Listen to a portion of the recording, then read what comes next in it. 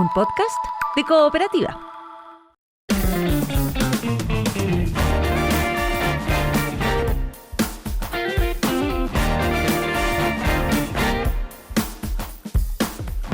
Lo decíamos recién, este fin de semana llega, ya está la Expo Café Chile 2026. Esta es una tradición ya realizar esta Expo Chile, esta Expo Café Chile, digo.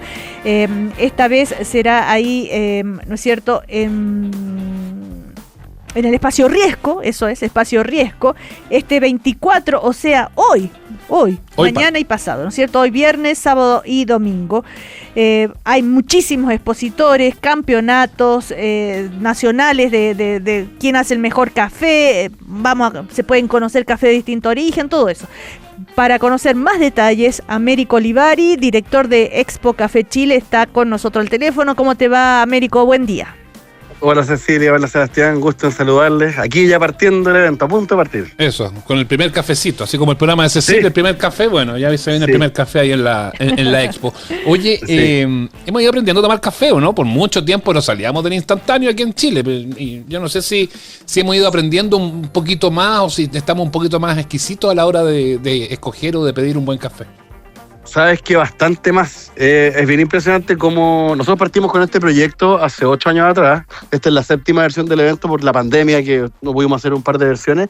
Pero desde que nosotros empezamos a crear comunidad en torno al café y a los 130.000 seguidores que tenemos en Instagram, porque Expo Café es una comunidad más allá del evento puntual de cada año, la gente se ha vuelto bastante más exigente, como tú dices. Es como un cliente que sea premiumizado, por así decirlo.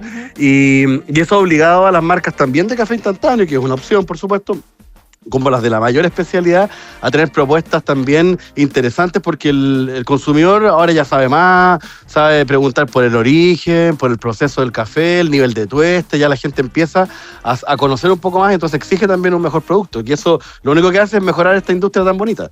Oye, tengo entendido que va a haber certámenes, ¿no es cierto? Por ejemplo, el 10º Campeonato Nacional de Baristas, el 5º Campeonato Nacional de Filtrados, el 2º Campeonato de Olla. ¿Qué es eso de olla? Dije yo, ¿no?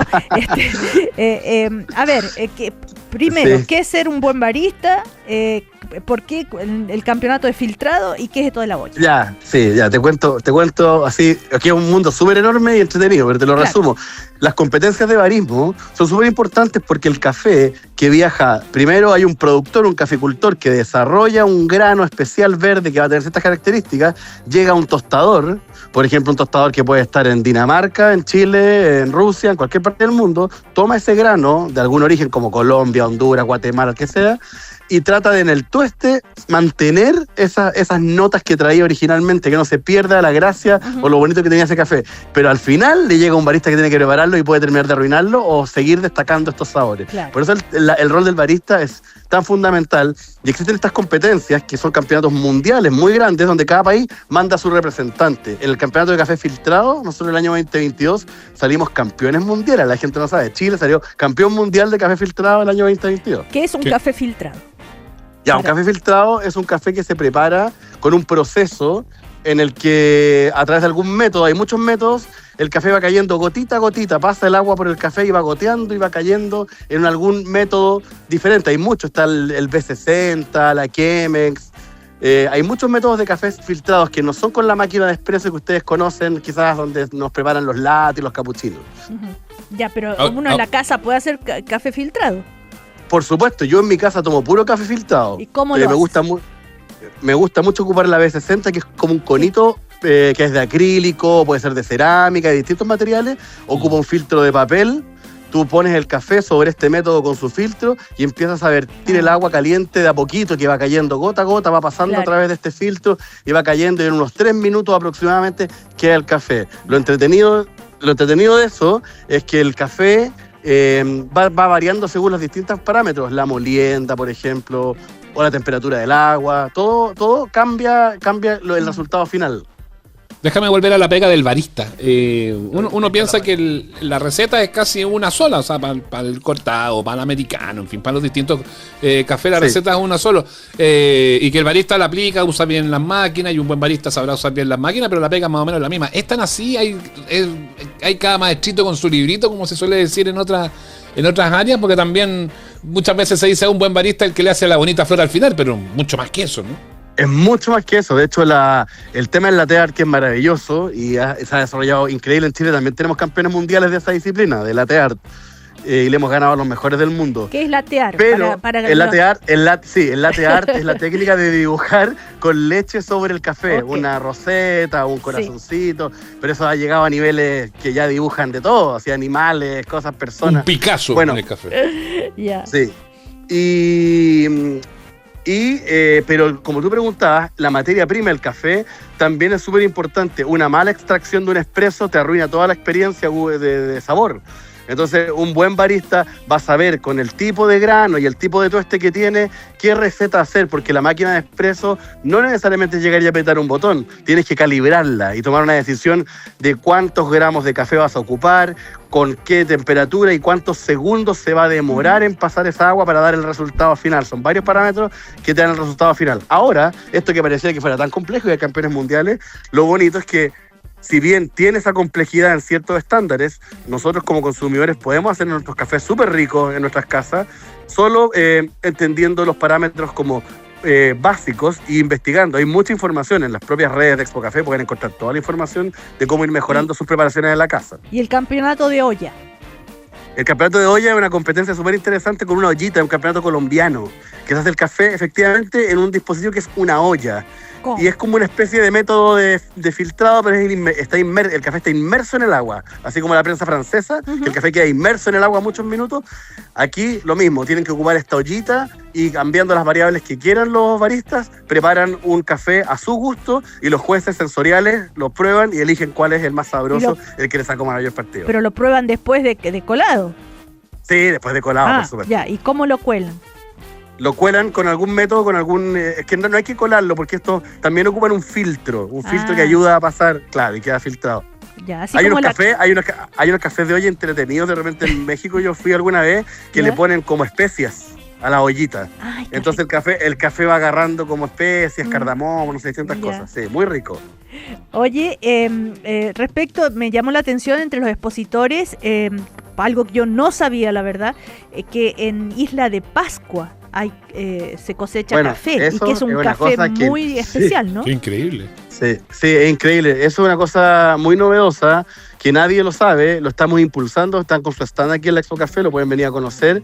Es un café extremadamente exclusivo o boutique, porque es una producción muy, muy, muy, muy mínima de café en la Isla de Pascua. Efectivamente, gracias a su suelo volcánico, sale esta variedad típica primitiva, por así decirlo. El café tiene muchas variedades, millones. La planta de café, el cafeto, digamos, y que tiene especies, la especie arábica, que es la que más conocemos nosotros. También está la canéfora, que se le llama equivocadamente robusta, pero esa es otra especie. Y dentro de la arábica está la especie típica, que es de las primeras especies de donde nacieron todas las otras, de la primera variedad de donde nacieron muchas otras. Entonces, en un estudio en una universidad en Colombia se descubrió que esta variedad que hay en la Isla de Pascua es una típica primitiva. Y es muy especial porque en realidad ahí no hay mucha altura, que es una característica importante para que se desarrolle el cafeto, pero el suelo volcánico le aporta minerales, cosas, en fin. Hay una producción de café muy, muy, muy, muy chiquitita, muy mínima en Rapa Nui, que la estamos impulsando para que la gente la vaya conociendo y ver cómo se puede convertir. Si la pudiéramos describir al sabor, para los que escuchan, ¿cómo es el sabor de este café? Yo no la he probado. No, imagínate. Casa de Herrero, cuchillo de palo, ¿cómo es eso? No, porque es algo muy nuevo. Expo Café. Es muy nuevo. De hecho, la feria va a partir ahora, en una hora más. Y lo primero que voy a ir a hacer va a ser ir a probar mi cafecito de Rapa Nui. Claro, yo también tengo mucha curiosidad por eso. ¿Pero se vende en algún lugar acá en Santiago?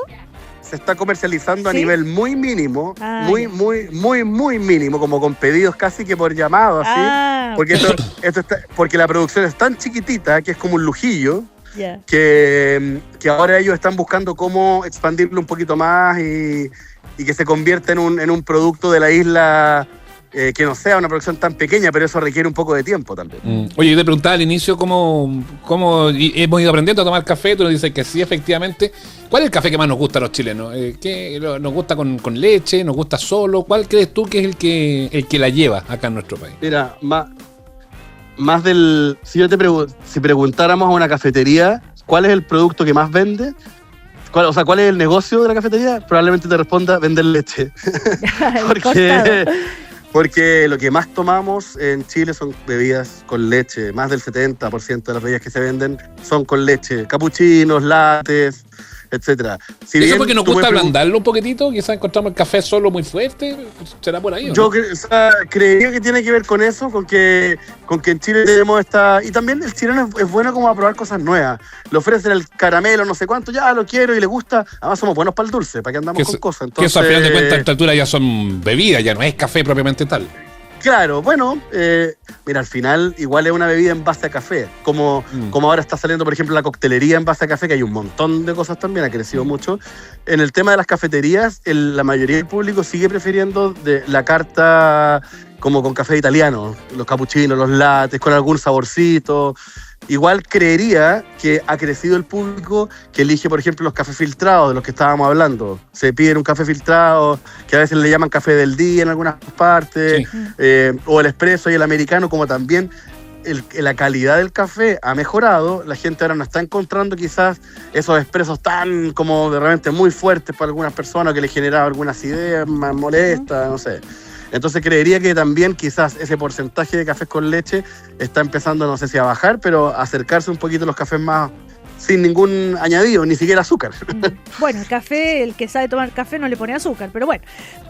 Eso es de gusto de cada uno. Sí. Gusto. Estamos conversando con el director de Expo Café Chile, Américo Olivari. Te quería preguntar, también ha crecido mucho la venta de cafeteras, ustedes se habrán dado cuenta, ¿no es cierto? Hay muchos modelos, unas más bonitas que otras, que la italiana, la francesa, la americana. ¿Cuál cada una hace que cambie el sabor del café a la hora de hacer el café? Depende. A ver, los distintos métodos de preparación evidentemente consiguen resultados en taza distintos, por supuesto. Ahora bien, una cosa es eso y otra es la cantidad de modelos y marcas que han empezado a aparecer. La oferta de modelos en maquinaria para preparar café ha crecido brutalmente. Entonces, de repente, si tú antes para comprarte una máquina de tipo expreso para tu casa tenías 2 o 3 opciones, ahora tienes 15. Si antes para hacerte cafés, no sé, la típica, ¿se acuerdan o conocen la cafetera italiana, la moca? Sí. Esa típica, porque en las casas había siempre. Yo de niño me acuerdo mi papá preparándola, hasta el día de hoy mi papá lo hace en la italiana. De esas que había el típico modelo, no había otra, la misma, la plateada que todos conocíamos, Vialetti, la de toda la vida, la misma. Ahora han aparecido nuevos modelos con otras formas que son el mismo método de extracción, pero con otra formita, otro modelo. Ahora hay de 2 tazas, de 4 tazas, hay una que tiene una salida por 2 lados y se sirven 2 tazas inmediatamente. Han inventado muchas cosas en relación a un producto que ya existía. Entonces está muy entretenido. Y hay más alternativas además, porque también pues, en este último tiempo, por mucho rato, quedamos todos medios presa de la Nespresso o la Dolce Gusto, que eran de Nestlé, y que como que no había muchas más. Hoy también hay otras alternativas al respecto. La de las cápsulas. Han aparecido también nuevas marcas de cápsulas. Y ha pasado otra cosa entretenida en las cápsulas. Que antes tú en la cápsula comprabas una máquina de una marca y estabas casado a comprarle las cápsulas a esa marca. Ahora tú hay proyectos súper entretenidos que te venden café para que te hagas tu propia cápsula. Entonces tú mismo compras el café, lo metes en la cápsula y lo metes en la máquina de la marca que ocupas. Entonces es súper entretenido. No, y esa hace cápsula uno su propia mezcla en el fondo. Claro. Sí. ¿Y la cápsula es reutilizable? ¿Cómo? No la conozco, la verdad. Te venden las capsulitas, tú las llenas y ahí ya se pierde. Pero lo entretenido es que puedes ir llenando con el café a tu gusto. Ya. Y tú como experto en café, por ejemplo, ¿qué recomendación harías a quienes usan la cafetera francesa? Que también está muy expandida. A mí me encanta el café en prensa francesa. La prensa francesa te da un café con mucho carácter, hay harto como aceites en ese café, en el buen sentido, que es un café que algunos lo pueden encontrar un poquito como... No sé si la palabra es sucio, pero como con harto como contenido, porque tú dejas el café en una infusión por 4 minutos ahí. Lo importante de ese método es seguir los pasos tradicionales al principio y después empezar a jugar con cambiar algunas variables. La prensa francesa uno debiese hacerlo con una molienda más bien gruesa. Sí. Más bien gruesa. El café que ocupes va a depender del que puedas tener. Dejarlo infusionar unos 4 minutos, bajar cuidadosamente el filtro que te deja todo la borra bajito y disfrutarlo. Si al preparar el café sientes que algo no te gustó tanto, puedes ir cambiando variables, hacer la molienda un pelito más fina, o la quizás cantidad.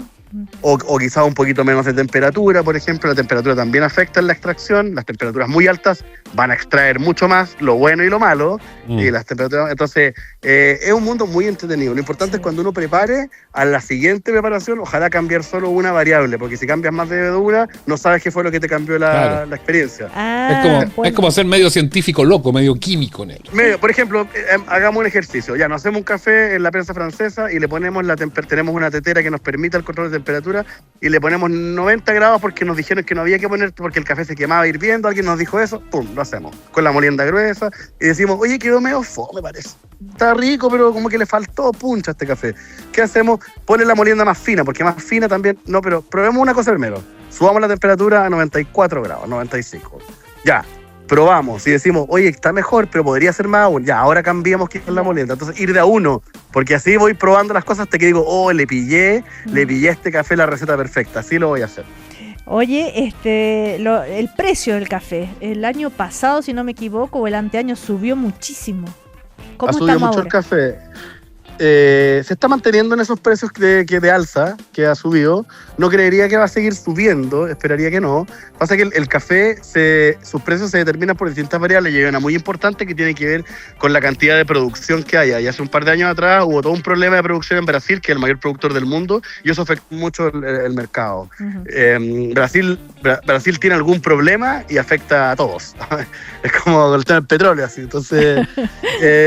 Entonces eso afectó mucho y ese impacto de precios lo estamos viendo reflejado hace un tiempo y diría que se va a mantener por ahí. Sí, claro. Oye, demos ahora, coordenadas no soy un experto en la parte tan deshelada del café, pero eso es lo que estaba pasando. Sí, claro.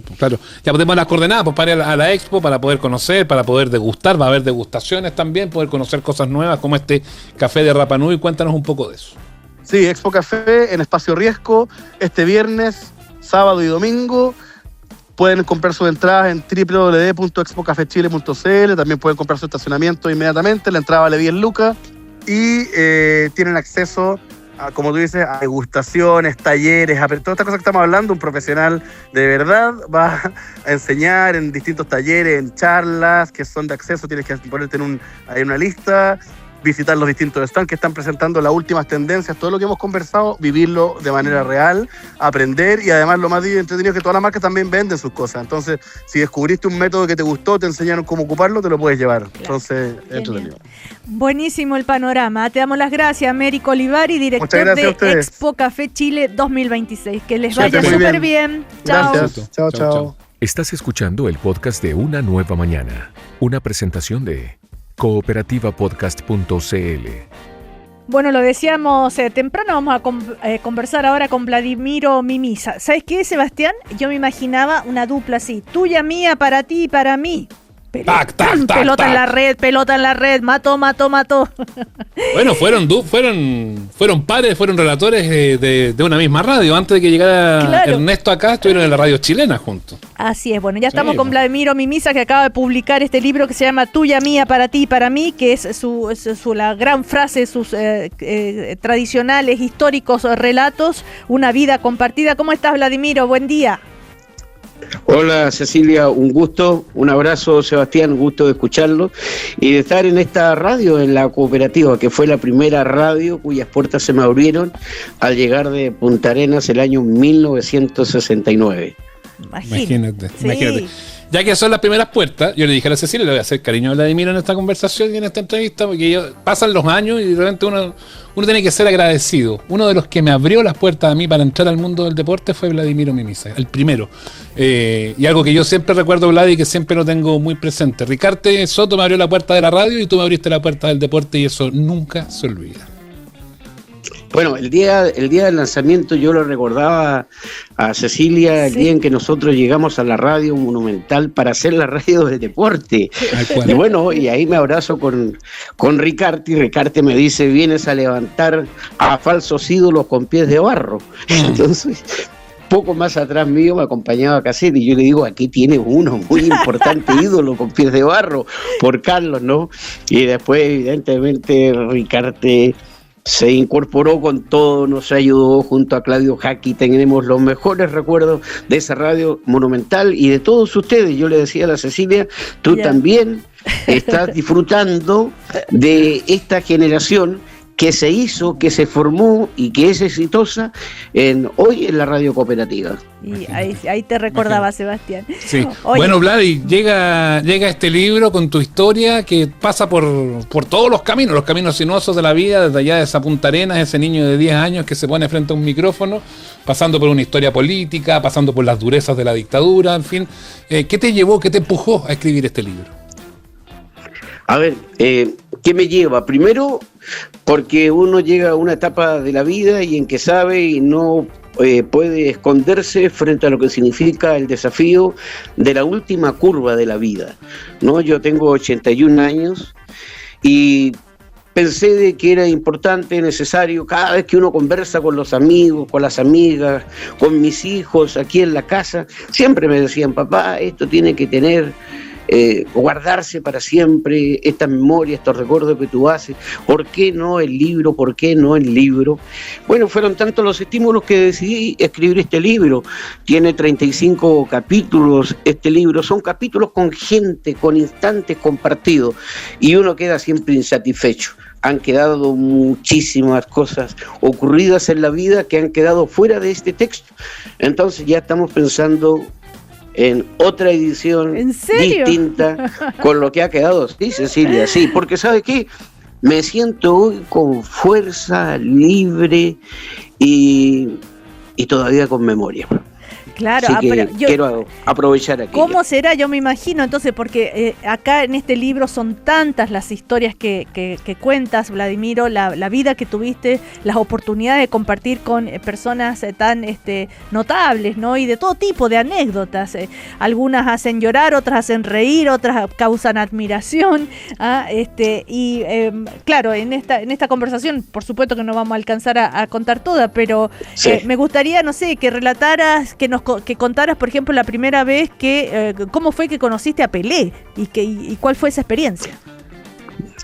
Pelé, bueno, yo a Pelé lo conocí aquí en los torneos de verano, un día que me invita yo todavía vivía en Punta Arenas, estoy hablando del año 63, me invita a la radio cooperativa, tenía un equipo monstruo, Darío Verdugo, Sergio Silva, Carlos González Márquez, y me invitan, ellos sabían de mi existencia evidentemente, a relatar un partido al hexagonal de verano. Y vengo a hacer aquí ese partido de hexagonal de verano, y un maestro musical de Punta Arenas le hizo una marchiña a Pelé. Y él me golpea la puerta de la radio y me dice, tú que vas a Santiago, en ese tiempo de Punta Arenas a Santiago era como ir hoy a Nueva York, ¿no? Era toda una osadía. Claro. Y bueno, me dijo, quiero que le lleves a Pelé esta marchiña que he compuesto en su honor. Y bueno, estaba yo con Darío Verdugo, y Darío Verdugo estaba en la cancha, y yo voy con Darío, y cuando sale Santos voy, me encuentro con él y le entrego la partitura. Ese fue mi primer encuentro en el Estadio Nacional, donde cruzamos pocas palabras. Me debe haber entendido poco Magallanes, vengo de Magallanes, pero después fueron otros encuentros maravillosos, los campeonatos del mundo, y ese que yo cuento, ¿no? Una noche con Pelé. Esto ocurrió en Oviedo, en un día de mucho dolor para el fútbol chileno. Fue el día en que se perdió con Austria 1-0. Y nosotros, yo digo nosotros porque yo estaba con Juan Facuse y Víctor Hugo Farfán, que hicimos un verdadero estudio en un departamento de Oviedo y transmitíamos en directo el fútbol, y íbamos saliendo del estadio y se nos cruza Cañón Alonso, y Cañón dice lo andaba buscando porque tenemos una invitación de Carlos Reynoso para ir a comer esta noche a su hotel. Ya, pues Carlos Reynoso, ídolo en México, estaba transmitiendo para la televisión mexicana, lo que no nos contó nunca, que su compañero en el comentario era Pelé. Un tal y Pelé. Llegamos al hotel. ¿Perdón, Sebastián? Un tal Pelé, te decía yo. Un tal Pelé, claro. Y bueno, llegamos al hotel y nos esperaba Reynoso ahí en la puerta del hotel, siempre con mucho cariño, Carlos. Y pasamos a un privado, y en el privado ya estaba sentado Pelé. Entonces, bueno, ahí el abrazo, la presentación, y empezamos a conversar inmediatamente, pero a los 5 minutos fuimos interrumpidos por 2 mujeres espectaculares. Lupita D'Alessio, que en aquel tiempo era la pareja de Carlos Reynoso, artista de cine, artista de la televisión famosa en México, y la otra era una niña de 18 años, lindísima. Después vino Viña del Mar, Chucha, que en aquel momento era la pareja de Pelé. Entonces comimos con ellos, y las niñas, en un momento que consideraron oportuno, se levantan de la mesa, se despiden de nosotros, se van a sus aposentos, y nosotros con Pelé seguimos en la conversación, y los recuerdos del fútbol, y sus visitas a Chile, los amigos dejados, hasta que nos sorprendió el sol del otro día. Una conversación maravillosa, y el último encuentro con Pelé ocurrió en su última visita aquí a Santiago de Chile, pocos años antes que falleciera. Qué gran historia, y haber mantenido ese vínculo siempre lo hace muy potente. Vladi, lanzaste el libro en el Estadio Nacional, que es un punto central en tu vida, donde cuando viniste de Punta Arenas viste los primeros partidos, después ya cuando te transformaste en el gran relator de fútbol, era prácticamente tu oficina el Estadio Nacional. Pero fue también donde viviste quizás los episodios más duros y más tristes de tu vida, con haber estado detenido, haber sido víctima de tormentos tras el golpe de 1973. Yo pienso, y muchas veces nos tocó ir juntos a transmitir esos partidos ahí en esa época de la Monumental que recordábamos temprano, cada ida al Nacional para ti tiene que haber sido una situación compleja de sobrellevar. Mira, el Estadio Nacional, la verdad es que pensé en varios lugares que se me habían ofrecido para hacer el lanzamiento del libro, pero el Estadio Nacional para mí tiene soles y sombra, y por eso quise ir al Estadio Nacional. Como tú bien dices, ¿no? Momento de gran alegría, de satisfacción, transmitir el fútbol, que es alegría para todos nosotros, quienes transmitimos, quienes escuchan, quienes hacen el fútbol en la cancha, los más importantes, los futbolistas, sin ninguna duda. Pero ahí habíamos transmitido todo: fútbol, boxeo, atletismo, en fin. Los mejores recuerdos era el Estadio Nacional, hasta el fatídico 11 de septiembre, en que se transforma en un campo de prisioneros políticos de hombres y mujeres. Y eso evidentemente que me marca a mí también, porque yo llego al Estadio Nacional, pero no como todos los días, sábado, domingo, cuando el fútbol lo requería, sino llego como prisionero político. Entonces, la mirada del Estado fue otra en ese momento, pero créeme, y lo digo en el libro, yo he recuperado la tranquilidad, no tengo heridas abiertas. En Chile desafortunadamente hay heridas abiertas, 1.200 desaparecidos todavía, cuyos familiares no saben dónde están. Entonces ahí compartimos con miles de personas, muchos de los cuales a lo mejor ustedes conocen por historia, Cecilia y Sebastián, el Gato Gamboa, claro, el hermano de Moreno Laval, un cura, Hugo Lepe, dirigente del sindicato de futbolistas profesionales, Mario Moreno, el profesor Mario Césped, Manuel Montoya, que era periodista del Clarín, periodista deportivo. Él no sabía por qué estaba, él se encontraba trabajando en el Clarín, lo van a buscar y se lo llevan sin preguntarle siquiera el nombre. En fin, eso ocurrió en el Estadio Nacional, pero tengo la tranquilidad de la conciencia, de espíritu. Fue una etapa superada, me costó. ¿Sabes quién me ayudó, Sebastián? A ti te tiene que decir algo. ¿Quién?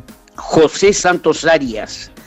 José Santos Arias fue técnico, ayudante técnico, exjugador de Colo-Colo, su época gloriosa, en los años 40. Y un día él me ve y me dice: tienes que volver al estadio porque el estadio es de la gente buena, es de nosotros. Esto fue mancillado, fue violado. Tenemos que ser nosotros los que nos apropiemos del estadio. Y ahí volví al Estadio Nacional y volví a hacer fútbol. Bueno, solo no para que lo comentes, es decir, que Vladimiro dice en el libro en un momento, espero, a propósito de este tema, espero que alguna vez el fútbol haga un acto de reparación y justicia para cerrar heridas, a propósito de lo que pasó ahí en el Estadio Nacional. Pero vamos al fútbol también. Yo tengo una curiosidad, quiero que lo recuerdes tú, ¿cómo nace esto de tuya, mía, para ti y para mí? Tac, tac, tac, tac, tac, tac. Bueno, yo diría que fue muy importante para mí el año 77-78 haber trabajado en en Perú. Yo aquí tenía mucha influencia cuando llegué a Darío Verdugo, pero yo llego justo a la radio cooperativa. No podía ser Darío Verdugo. Darío Verdugo era uno, excepcional, extraordinario. Bueno, y paso a la radio Nuevo Mundo y me encuentro con Nicanor Molinari, con gran personalidad, con gran aplomo. Caramba, yo empecé a copiar algunas cosas de Nicanor, pero no, Nicanor Molinari era Nicanor Molinari. Se produce mi viaje a Lima, 77-78, y la verdad es que ahí comienzo a hacer yo con mi propio estilo, y creando lo que creé, y comencé una nueva etapa a mi retorno, me vuelve a recibir la radio chilena, y desde ahí para adelante, evidente, no tuve mucho tiempo en ese periodo, porque se muere Raúl Prado, desafortunadamente se muere Raúl Prado. Yo estaba en la radio chilena muy cómodo, una radio linda, era plena dictadura, la voz de los que no tienen voz a mí me identificaba plenamente, pero cuando fallece Raúl, lamentablemente, me llama Deporte Total. Deporte Total en aquel momento era por lejos el mejor programa deportivo de Chile, con Julio Martínez, Sergio Livington, Néstor Isela, Pedro Carcuro, o sea, estaba la flor y nata del periodismo deportivo. Y bueno, y voy a la radio Minería y me transformo en su primer relator, y de ahí para adelante ya, pero te salió espontáneamente, todo el tuya, mía, para ti, para mí. Bueno, nace cuando yo vuelvo, o sea, nace en Lima. Entre todas las metáforas y todos los versos que tienen los relatores, que son muy graciosos y muy creativos. Sí, esto nace en Lima. Esto nace en Lima y después, bueno, se introdujo aquí con mucha fuerza. Para terminar, porque sé que ustedes tienen tiempo limitado. Mira, una gran, ¿cómo te dijera yo? Es una anécdota, sí, pero un reconocimiento que yo nunca esperaba, y para mí fue una sorpresa tremenda. Un día por la mañana me llama Antonio Escármeta. Yo digo, Antonio Escármeta, en la línea telefónica. Sí, entonces me dice, te quiero ir a hacer una entrevista, Vladimiro. Él hacía el show de los libros. Sí. Yo estaba haciendo fútbol en la radio chilena. Bueno, y él viene y me hace una nota para el show de los libros en la televisión pública y en los estudios de la radio chilena. Y él me dice que la nota me la hace porque yo había introducido un nuevo vocabulario en la actividad futbolística en Chile, y que hoy repetían todos los niños, y que pertenecía ya a la gramática, ¿no? A las palabras empleadas permanentemente por los niños que soñaban con ser futbolistas. Y en las pichangas, tuya, mía, para mí, en fin. Entonces eso fue para mí muy importante en esa época, y yo estoy muy agradecido de lo que la radio me brindó. Oye, Vladi, siempre se dice que Pedro Carcuro le robó la mitad del gol al Pato Yáñez que hizo en Paraguay con el Patricio Yáñez. ¿Cuánto tuyo tiene esa campaña de Copa Libertadores que hiciste en la Radio Monumental y que se transformó en cassette y que hasta el día de hoy se recuerda el baile con la Copa Libertadores? En fin, quedaron una serie de íconos pop que por supuesto son de los colocolinos, pero que también se extienden a todo el fútbol chileno. Sí, bueno, primero un reconocimiento a lo que hicimos en la Radio Monumental, que no era una de las radios grandes, y que nosotros habíamos transformado por Sebastián en la radio de deporte, ¿no? Desde ahí hicimos además el Mundial de Italia 90 con Pedro García en vivo y en directo, hicimos esfuerzos tremendos en la Radio Monumental. Bueno, y tuvimos una reunión con Ricarte Soto y con Claudio Jaque en su oficina, porque teníamos una oferta, la verdad que me llamaron a mí desde el sello EMI Odeón, para grabar un cassette. En ese tiempo se utilizaba el cassette, ¿no? Con todos los relatos de la Copa Libertadores de América de Colo-Colo. Esos relatos los teníamos evidentemente guardados nosotros en la radio. Ahí estaba Codoseo, estaba Felipe Buletich en aquel tiempo, en fin. Ellos se preocuparon de guardar todo, y logramos hacer ese cassette, que no es como lo dijo Caselli, ¿no? Caselli en la presentación dijo de que nosotros trasladamos en caja los cassettes. No, eso no es cierto. Los cassettes los distribuyó EMI Odeón a través de Chile, nos significó disco de oro, disco de platino, y ese relato, me lo han preguntado muchas veces, Cecilia y Sebastián, ¿es el mejor de tu vida? La final de la Copa Libertadores de América, yo diría, en más de 2.000 partidos transmitidos, debe haber, o sea, fue el más trascendente, porque ese relato pasó a la historia, ha quedado en la historia del fútbol chileno, de la radiotelefonía chilena, sí. Ese partido final de la Copa Libertadores de América, pero el mejor no lo sé. Pero uno se debe también, y yo soy agradecido de que Colo-Colo haya sido campeón esa noche y me haya permitido a mí, sin saber leer ni escribir, sin querer queriendo, pasar a la historia, porque todos los años y en cada momento Colo-Colo revive una y otra vez aquellos relatos del 5 de junio de 1991. Bueno, como verán, Vladimiro Mimisa tiene muchísimas historias, es un libro imperdible. Yo decía temprano, Vladimiro, para quienes están extrañando el Mundial, les viene de perilla porque se van a meter en el mundo del fútbol, muchas historias de partidos, de jugadas, de goles, así que te felicito nuevamente, hermoso libro, tuya, mía, para ti y para mí, una vida compartida. Vladimiro Mimisa, ya está a la venta, por supuesto, el libro. Ese día firmaste muchísimo, se vendió mucho y va a seguir siendo así. Espero que así sea, Cecilia. Y Sebastián, dame una licencia para agradecer una vez más, ahora públicamente, a Cecilia Rovarotti, porque junto a Carlos hicieron un lanzamiento maravilloso, no. Un público desbordante, me sorprendió absolutamente, sí. Más todavía con las condiciones climáticas adversas, dejamos gente afuera, ¿no?, del salón de Don Pampa, en el Estadio Nacional. Gracias, Cecilia, por tanto, y gracias, Sebastián, por hacer algunos recuerdos de una etapa compartida. Por marcar una historia de vida, Vladi, un abrazo para ti, muchas gracias. Muchas gracias, Vladimiro. Hasta pronto. Gracias. Chao. Gracias, hasta siempre. Chau. Estás escuchando el podcast de Una Nueva Mañana, una presentación de cooperativapodcast.cl. Acá estamos con otra estrella, Joel Poblete, ¿cómo estás? Buenas tardes. Buenas tardes, ¿qué tal? ¿Cómo estás? Hola. Me reía también con ustedes con esto que estaban comentando, bueno, con todo, con lo de la estrella de Pedro Pascal me parece bonito, pero lo del chino y todo de verdad da para una película, ¿eh? Yo creo que vamos a ver una película en algún momento. Pronto en Netflix. Sí, no, está buenísima esa historia, o sea, no sé si buenísima es la mejor palabra. Sobre todo con todo lo que se ha ido sabiendo. Es muy chanta, pero es divertida. Sí, ha dado por una cantidad de memes. Y que no terminó en tragedia. No, menos mal, por suerte, sí. Más allá de quién deba pagar ahora, que quieren hacer pagar al chino y compañía la peripecia. Bueno, podría haber terminado una tragedia. Sí, sin duda. Bueno, vamos a las películas que sí existen. A pesar de que estamos en una semana bien especial, ahí les voy a comentar por qué.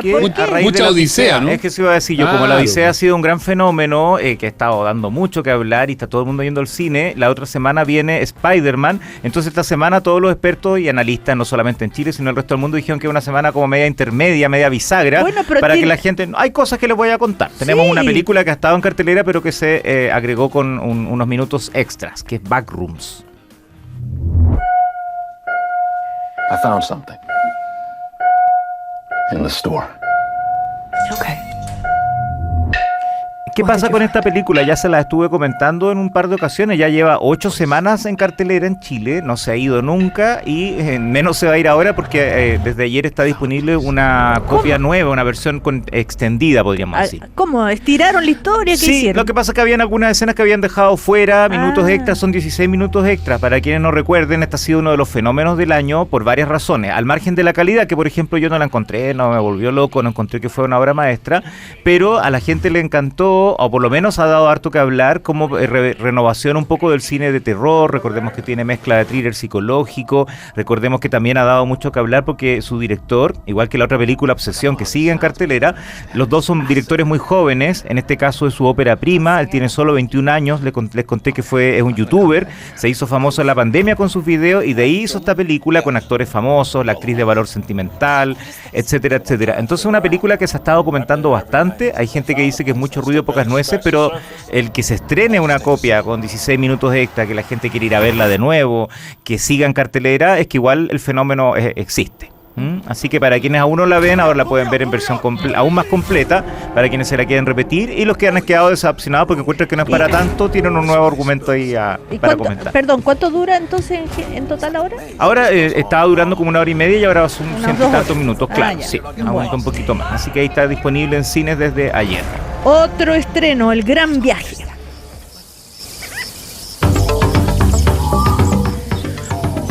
Este es el único estreno en realidad de la semana, oficialmente. Es una película bien especial, yo creo que de las películas más atípicas o difíciles de clasificar que hemos tenido en la cartelera en el último tiempo. Es una película animada, pero no es una animación tipo Pixar, tipo Disney o tipo Minions. Es bien especial, es una mezcla entre animación tradicional con fotografía time-lapse. Ha sido definida como una especie de fábula ecologista, porque curiosamente no tiene ningún diálogo, son personajes de la naturaleza o incluso otros planetas, son unas semillas de diente de león, que hay toda una leyenda en torno a esto y de la resiliencia que tiene, y por eso simboliza eso, como que se tienen que viajar como a otras esferas y encontrar otros animales o criaturas por el camino y seguir resistiendo. Y por eso, como digo, tiene mezcla de time-lapse, fotografía que se capturó en distintos países del mundo y con animaciones bien interesante. Obviamente, como ya dije, no hay diálogos porque son todos animales, no es como antropomórfico en ese sentido, como tipo película Disney que los animalitos hablan, no. Entonces eso lo hace bien especial. Es de una directora japonesa, una coproducción entre Francia y Bélgica. Fue película en el Festival de Cannes, tuvo estreno mundial el año pasado, la película de clausura de la Semana de la Crítica. Y lo interesante es que la directora, que es japonesa, está en Chile en estos días, ha estado participando en distintas actividades, en Valdivia, en el GAM. Y aprovecho para pasar el dato que además de estar en cartelera multisalas, hoy día viernes, en el Centro Arte Alameda va a estar la directora japonesa que se llama Momoko Seto. Va a estar presentando su película y dialogando en torno a ella. Eso es interesante porque no siempre hay una oportunidad de tener una figura internacional conversando de la película. Va a estar moderando Cristóbal León, el director de películas muy elogiadas como La Casa Lobo. Así que va a estar bien interesante eso para quienes puedan ir. Hay entradas a la venta hoy viernes 18:45, Centro Arte Alameda, y quienes no puedan, están multisalas disponibles en el sector oriente, especialmente de nuestra ¿Y la crítica la ha tratado bien? La ha tratado bien. Como digo, es una película bien difícil de clasificar. A mí me gustó, la encontré muy linda visualmente, un ejercicio bien interesante, pero claro, hay gente que quizás no va a conectar tanto porque, como digo, no hay diálogo, es más sensorial, inmersiva que como argumental en ese sentido. ¿Ya? Bueno, esos son los dos estrenos. El primero es un semiestreno. Claro, sí, y otro estreno. Y otro estreno. Ahora ya vamos a estrenos en las plataformas. En streaming. Una película, pero buenísima, que se llama Sorda. Lía. Bonito, un poco modernillo, ¿no? Nillo, ahí tenemos una película española. ¿Tú ya la viste, Cecilia? Sí. Bueno, para quienes tienen la plataforma Movie, está disponible hace algunos días. Entre tanto, Mundial y Odisea no la había dejado pendiente para comentarla, así que quise aprovechar ahora que ganó España, obviamente, así que traje un par de títulos españoles para mencionarles que están en streaming. Y esta película ha dado bastante que hablar. Se estrenó el año pasado mundialmente en el Festival de Berlín, en la sección Panorama, ganó premio del público y después tuvo fuerte presencia este año en los premios Goya. Tuvo varias nominaciones, incluyendo Mejor Película, y ganó Mejor Actriz Revelación para la protagonista, que ya vamos a hablar de ella, que es un personaje que justamente es sorda y por eso da el título de la película. Mejor Actor Secundario para el que hace de su marido, que es un personaje bien interesante, y ganó premios en Málaga, en todos lados. Tú ya la viste, Cecilia, así que la podemos comentar con más propiedad para que la gente nos escuche, se haga una idea. Básicamente, la directora de esta película, Eva Libertad, que es una ópera prima, también ella ganó el premio de Mejor Dirección Revelación en los Goya, había hecho un corto con esto, porque su hermana, Miriam Garlo, la protagonista, es sorda en la vida real, no es una actriz que está haciendo de sorda, eso lo hace más interesante, sorda desde los 7 años, y el personaje protagónico lleva una vida bien plena, podríamos decir, cuando parte la película con su esposo, que es oyente, él como que ha aprendido a hablar lenguaje de señas, se manejan muy bien y todo, pero cuando ella queda embarazada empiezan las complicaciones, porque lo que debería ser un proceso muy lindo, viene mucha incertidumbre por si la hija va a salir o no sorda, cómo se va a relacionar con el resto del mundo, y también el personaje protagónico empieza a darse cuenta que no es tan fácil, obviamente nunca ha sido fácil, pero ella como que vivía una especie de burbuja protegida y se da cuenta como que las cosas son distintas. ¿Qué te pareció a ti, Cecilia? Sí, genial, y además es así, las cosas no son fáciles después, hay una escena de antología que es el parto. Sí, tremendo. Que es muy fuerte. Bueno, pero véanla, porque es muy, muy interesante, porque además es una cachetada para todos nosotros cómo convivir con una persona sorda. Claro, incluso la película muestra eso, como la gente aparentemente trata de ser solidaria, pero al final igual sigue en su mundo y no se adapta a veces. Claro, y que es súper difícil también, y eso que ella sabe leer lenguaje de señas, claro, y los labios, entonces tenía alguna posibilidad de comunicarse, pero no siempre. Exacto. Bueno, pero es una muy buena muy película. Interesante, y conmovedora, ella no es actriz, bien actuada. Y sin embargo lo hace, pero... Y el personaje de él no es menor, Álvaro Cervantes, que es un actor que ha salido en varias películas y como decía acá se ganó el Goya porque muestra justamente, es una persona muy comprensiva, pero claro, claro, después del proceso del parto, cuando va creciendo la hija, ella empieza a tener problemas para ser más comprensiva con la situación y eso como afecta a la relación de pareja, creo que está muy bien retratado. Así que muy interesante. No hay muchas películas así. Hace unos años tuvimos una que se llamaba Sound of Silence, que estaba interesante, claro. Sí, que estaba súper bien cuando él empezaba a perder el oído, estaba muy bien retratado eso, pero acá en cambio un personaje sordo y muestra justamente cómo nos relacionamos en la sociedad actual con este tipo de personas que tienen esta condición. Otra película que llega al streaming, Tardes de Soledad.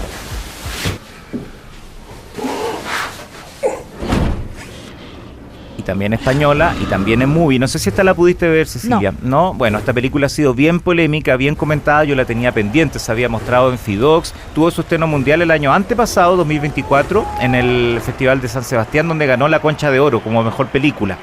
Es de un director que se llama Albert Serra, que es de los directores españoles más elogiados, pero que divide bastante y está ambientada, es un documental ambientado en el mundo de las corridas de toros, ¿ya? Que es un tema complejo. También por lo mismo la escogí como película española, porque como digo, también está en streaming, disponible en Movie. Es un documental muy básico en ese sentido, es solamente ver esto, pero es muy fuerte porque no tiene ningún tapujo en mostrar cómo son las corridas de toros. Entonces algunos dicen que es una película que es muy casi obscena de ver. De hecho, es yo demasiado cruda. No, yo creo que sí. Le hice el quite cuando vi así un poquito. Sí, digo, es muy fuerte. En ese momento no estaba preparada porque muy fuerte, me da mucha pena los toros. Totalmente. Y para justamente hay buenas personas que dicen que es una buena película para volverse animalista y para entender por qué hay que estar en contra de las corridas de toros. Y creo que está muy bien retratado, pero claro, es bastante crudo, dura 2 horas. Así que obviamente quienes tengan estómago frágil o no soporten ver el maltrato animal, la película, como digo, es bastante gráfica. Es una institución en España, por supuesto, las corridas de toro cada vez más cuestionadas. En los últimos años, sobre todo, están siendo aún más cuestionadas. Entonces creo que es interesante cómo aborda la película esto, pero claro, es muy fuerte en ese sentido. Así que ahí dejo el dato y no lo tengo aquí como trailer, pero igual paso otro datito importante, ya que estamos en mini especial de cine español a raíz del triunfo en el Mundial. Hay una película que se llama Los Domingos, que es la gran ganadora este año de los Goya, ganó mejor película, dirección y todo. No llegó a la cartelera comercial, se mostró en Cine UC, pero se va a poder ver este sábado en la Sala K, en pleno centro de la capital, a las 20 horas. Se va a estar mostrando en un ciclo que están haciendo ahí que se llama Maestras Miradas de Hoy, con directoras mujeres. Ella se llama Lauda Ruiz de Azúa, como digo, ganó 5 Goyas, incluyendo película y dirección, así que va a estar ahí. Y quienes no puedan ir mañana, el Cine UC está haciendo un ciclo de cine gratuito que se llama Espiritualidad y la van a mostrar el martes a las 18 horas, gratis, ¿ya? Así que la película, la gran ganadora de los Goya este año, que no tuvo estreno comercial en nuestro país, para quienes nos la perdimos en el verano que la dio el Cine UC, ahí está la posibilidad de verla también. Y espero que algún día llegue, aunque sea al streaming. Ojalá que el streaming llegue. Para quienes no lo saben, es una chica de 17 años brillante que tiene todo para ser una gran universitaria y decide meterse a monja de clausura, de claustro, y su familia cómo aborda esto, cómo la enfrenta la gente que la rodea. Está muy bien tratado este tema, así que ahí está disponible también para ver mañana o si no el martes. Y hay una película que llega ahora al streaming, Amos del Universo.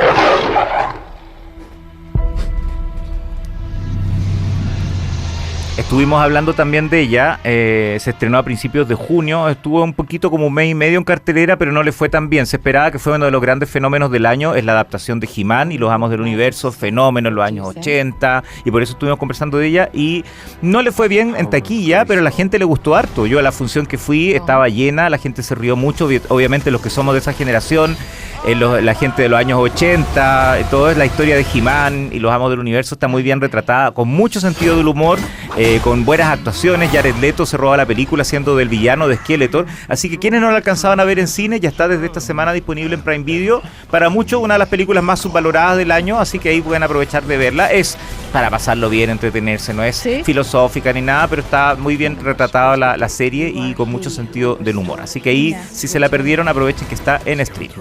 Bueno, ahí están los comentarios cinematográficos de nuestro querido Joel Poblete. Que tengas buen fin de semana, Joel. Igualmente, la otra semana estaremos con Spider-Man. Chao, chao. Eso, que te vaya bien. Ya, chao. Aquí termina el podcast de Una Nueva Mañana. Cooperativapodcast.cl.